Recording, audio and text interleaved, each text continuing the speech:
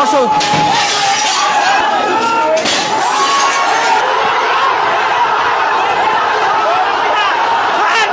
দর্শক দেখছেন যে এখানে আসলে যারা সিনেমা হল কর্তৃপক্ষ রয়েছে তাদের সাথে কিন্তু একটা এখানে দর্শকরা রয়েছে, দর্শকদের একটা তাণ্ডব চলছে। বর্তমান পরিস্থিতি সেটি সামাল দেওয়ার কিন্তু কোনো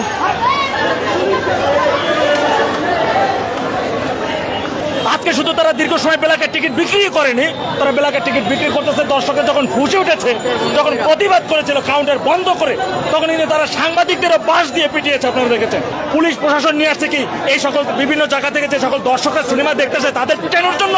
বাংলা সিনেমা তো ধস নামাই দিচ্ছে সমস্ত কিছু অসাধু হল ব্যবসায়ীরা। তারা দিনে দুপুরে দুর্নীতি করে, চুরি করে, বাটপারি করে, কিন্তু আবার বড় গলায় ওরা কথা বলে যে না তারা চুরি বাটপারি করে না, তারা সঠিক পথে আছে, তারা সিনেমা হলকে বাঁচিয়ে রাখতেছে। এই ধরনের কথা তারা সবসময় বলে থাকেন। আমরা এই যে প্রজন্মটা এটা কখনো সিনেমা